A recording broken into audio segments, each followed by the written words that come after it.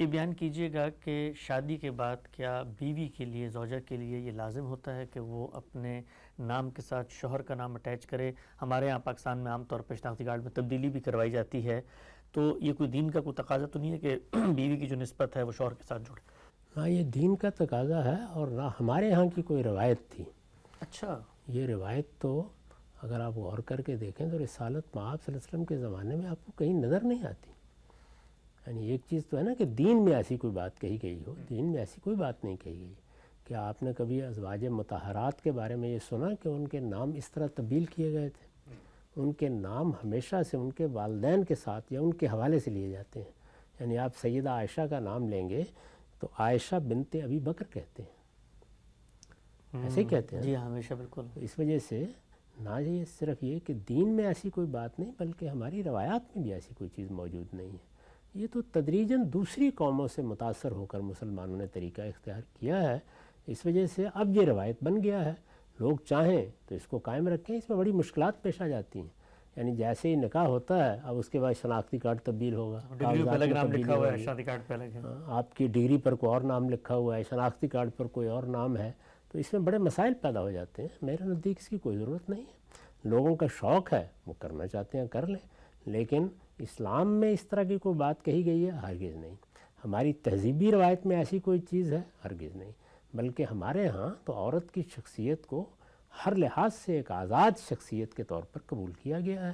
وہ اپنی ایک شناخت رکھتی ہے، اس شناخت کے حوالے سے اپنا تعارف کراتی ہے، اسی لحاظ سے زندگی بسر کرتی ہے۔ ٹھیک۔ اگر صاحب دوسرا بچوں کے ناموں میں ہم نے دیکھا عام طور پہ ہمارے ملکوں میں تو والدین کا نام آتا ہے، ان کے یا دادا کا یا والد صاحب کا نام آتا ہے، لیکن یہاں مغربی ممالک میں تو یہ ہے کہ آپ کا فرسٹ نیم ہوگا، مڈل نیم ہوگا، لاسٹ نیم ہوگا، تو ایک نسبت جو ہے وہ ماں دیتی ہے بچے کے نام کو اور ایک نسبت باپ دیتا ہے آگے وہ دینا چاہے، تو اس میں بھی کوئی حرج کی بات نہیں ہے؟ کوئی حرج کی بات نہیں، یہ اصل میں کسی علاقے کی روایات ہے، اگر وہ اس کو ملحوظ رکھنا چاہتے ہیں تو بہت اچھی بات ہے۔ تو میرے نزدیک اس طرح کی چیزیں تہذیبی ارتقاء کے ساتھ تبدیل ہوتی رہتی ہیں، ان کو مذہبی نہیں بنانا چاہیے، اور ثقافت، تہذیب اور کلچر کی چیزوں کے بارے میں حساسیت ہوتی ہے، رہنی بھی چاہیے، اس میں کوئی حرج کی بات نہیں، کیونکہ انسان ایک نفسیاتی وجود ہے، وہ کسی قوم میں پیدا ہوتا ہے، کسی معاشرے میں پیدا ہوتا ہے، اس کے پیچھے کوئی تاریخ ہوتی ہے، ان سب چیزوں کو اس کی شخصیت کا حصہ سمجھنا چاہیے، ان میں ارتقاء بھی ہوتا رہتا ہے۔ ایسی چیزوں کے بارے میں نہ کوئی جمود اختیار کرنا چاہیے اور نہ کسی کو ہدف تنقید بنانا چاہیے۔ البتہ مذہب کے معاملے میں یہ ضروری ہے کہ اگر کسی چیز کو مذہبی بنا کے پیش کیا جا رہا ہو اور وہ اصل میں مذہب میں نہ ہو تو صاف صاف طریقے سے واضح کر دیا جائے کہ اس کا مذہب سے کوئی تعلق نہیں ہے۔ مذہب کو ہر طرح کی آمیزش سے بالکل پاک رہنا چاہیے۔ یعنی مذہب کے معاملے میں اصول یہی ہے کہ جب آپ اس کو پیش کریں تو وہ قرآن و سنت کی بنیاد پر پیش ہوگا، اس میں جو بات بھی کہی جائے گی وہ اللہ تعالیٰ کی کتاب سے کہی جائے گی، اللہ کے پیغمبر کے ارشاد کی بنا پر کہی جائے گی، اس میں کسی دوسری چیز کی آمیزش کو کسی سطح پر بھی گوارا نہیں کیا جا سکتا۔ چنانچہ وہاں نہ فقہ کی آمیزش ہونی چاہیے، نہ کلام کی، نہ فلسفے کی، نہ روایات کی، نہ کوئی تہذیبی اقدار کی، اس کو الگ سے پیش کریں، وہ اللہ کا دین ہے، وہ پیغمبروں نے پیش کیا ہے۔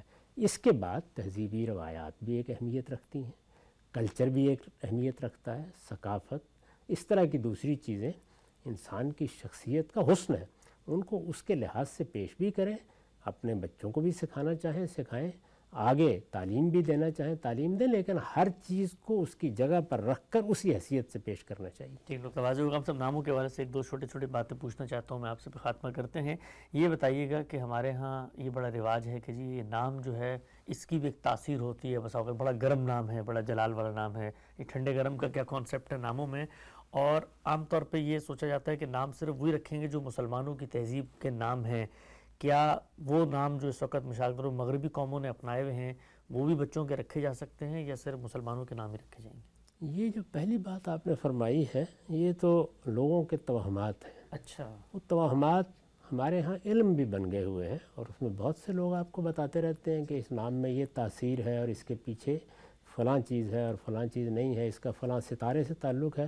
ایسی چیزیں آپ جانتے ہیں کہ ہمارے مذہب میں کوئی اہمیت نہیں رکھتی، تو اس وجہ سے نام کو اس کے معنی کے لحاظ سے دیکھنا چاہیے، کیونکہ لفظ کے معنی یہ تو ایک حقیقت ہے، تو ایک معنوی مناسبت ہوگی تو اچھا نام ہوگا، اور ہمارے ہاں جو مسلمانوں کی روایت کے نام ہیں ان ناموں کو رکھنے میں یا ان کی ترجیح قائم کرنے میں بھی کوئی حرج نہیں ہے، اس کو بھی لازم نہیں کیا گیا۔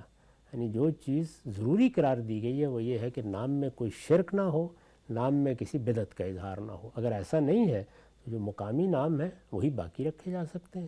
کوئی آدمی اگر اپنی ماں کی طرف سے ایک نام لے کے آیا ہے اور زندگی کا ایک عرصہ اس میں گزار چکا ہے تو یہ ضروری نہیں ہے کہ اس کا نام آپ تبدیل کریں یا اس کی شناخت تبدیل کریں۔ رسالت میں آپ صلی اللہ علیہ وسلم نے عربوں میں سے کسی کا نام تبدیل نہیں کرایا۔ یہود تھے تو ان کے وہی نام رہے، مشرکین تھے تو ان کے وہی نام رہے، سوائے اس کے کہ کسی نام میں شرک کی کوئی چیز تھی۔ مثلا اگر کسی کا نام عبدالعزیٰ ہے تو ظاہر ہے کہ آپ فرمائیں گے کہ اپنا نام تبدیل کر کے عبداللہ کر لو یا عبدالرحمن کر لو، کیونکہ اس میں ایک بت کی غلامی کا اظہار کیا جا رہا ہے۔ تو نام میں کوئی خرابی ہے، معنوی خرابی ہے تو اس کو دور کر لینا چاہیے، اگر ایسا نہیں ہے تو جو نام آپ چاہے رکھ لیں۔ ٹھیک ہے، آخری سوال، آج کل ہمارے یہاں بڑا فیشن ہے منفرد نام رکھنے کا، ہم نے دیکھا ہے لوگ ہم سے بھی رابطہ کرتے ہیں، جی کوئی ایسا نام بتائیں جو آج سے پہلے کسی کا نہ ہو، اس کو آپ کیسے دیکھتے ہیں؟ اور ہم نے یہ بھی دیکھا ہے کہ بعض اوقات بزرگوں کے اذواق ہوتے ہیں، اس لحاظ سے وہ لوگوں کے نام تبدیل بھی کر دیتے ہیں، جس طرح خود آپ بتاتے ہیں مولانا استاد اصلاحی صاحب کا کہ انہوں نے کسی کا نام ابواللیث تھا، ابواللیث سے تبدیل کیا، پہلے کوئی اور نام تھا۔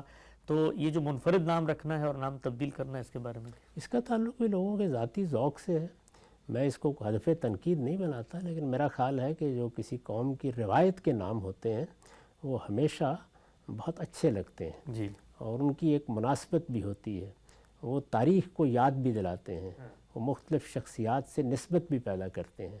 ذوقی پہلو بھی ہے، یعنی ایک نام آپ کو اچھا نہیں لگتا تو استاد امام کے ہاں یہ چیز بہت تھی، وہ بالعموم اس طرح کا کوئی نام دے کے، اب شیر محمد ان کے خیال میں یہ کیا نام ہے، تو انہوں نے اپنے ایک شاگرد کا نام ابواللیث رکھ دیا۔ عربی زبان میں ابواللیث آپ جانتے ہیں نا کہ یہ شیر کی کنیت ہے، تو انہوں نے یہ نام رکھ دیا۔